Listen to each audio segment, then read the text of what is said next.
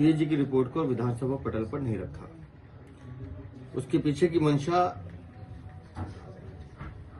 ये थी कि वो अपने भ्रष्टाचार, अपनी चोरी को छुपाना चाहते थे। और जैसा हमने चुनाव में वादा किया था कि दिल्ली की जनता को कि हम विधानसभा के पहले सत्र में हमारी सरकार सीएजी की रिपोर्ट विधानसभा पटल पर रखी थी और 2 सीएजी रिपोर्ट अब तक विधानसभा पटल पर आ चुकी हैं। एक एक्साइज पॉलिसी को लेकर है और दूसरी हेल्थ को लेकर है। अब एक्साइज पॉलिसी में आप लोगों ने हमारे विधायकों को, हमारे मंत्री को भी सुना कि किस तरह से उन्होंने जो सीएजी रिपोर्ट में जो चीजें मेंशन है कि किस तरह से जानबूझकर नीति को बदला गया, जानबूझकर पैसे कमाने की रास्ते ढूंढे गए, जानबूझकर जितने भी ब्रांड्स हैं उनको पार्टिसिपेट नहीं करने दिया और जानबूझकर 3 ब्रांड, एक इंडोस्प्रिट, महादेव लिकर और बिंडको, ये 3 कंपनीज ऐसी थी जिन्होंने 70% पूरी एक्साइज पॉलिसी में ब्रांड को मैनिपुलेट किया।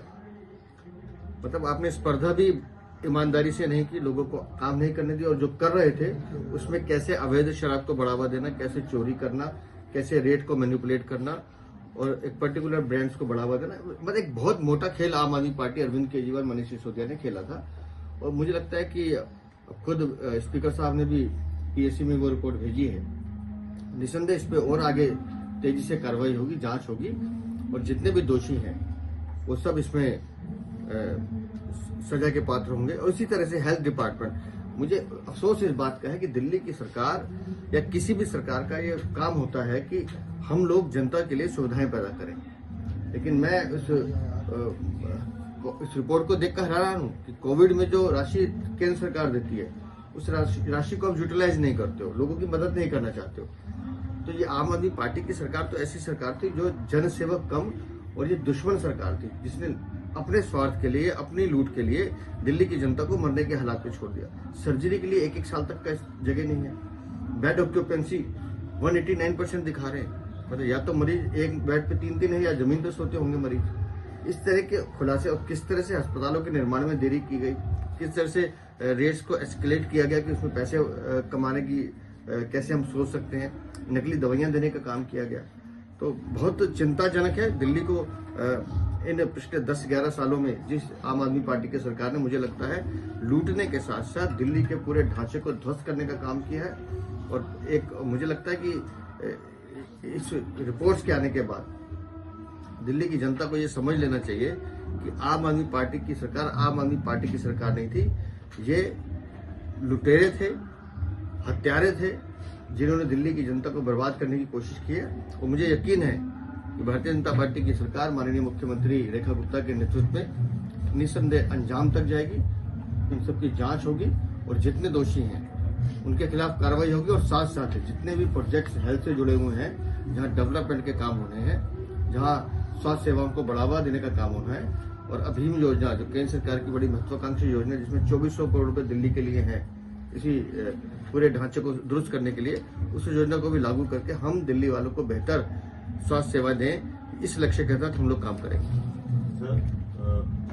और निस्संदेह मोहल्ला क्लिनिक के नाम पर जिस तरह से भ्रष्टाचार का खेल हुआ है, आम आदमी पार्टी ने अपने ही लोगों के घरों में जिस तरह से क्लिनिक खोल के किराए का एक साधन बनाने की और पैसे कमाने की कोशिश की है। मोहल्ला क्लिनिक में डॉक्टर्स नहीं है, मेडिसिन नहीं है, इक्विपमेंट नहीं है, थर्मामीटर तक भी उपलब्ध नहीं है किसी का मरीज देखा जाए। और जो जानकारी मिल रही है कि 30 सेकंड में एक मरीज देखा जा रहा था। 30 सेकंड में तो आदमी नाम भी नहीं लिखता मरीज का।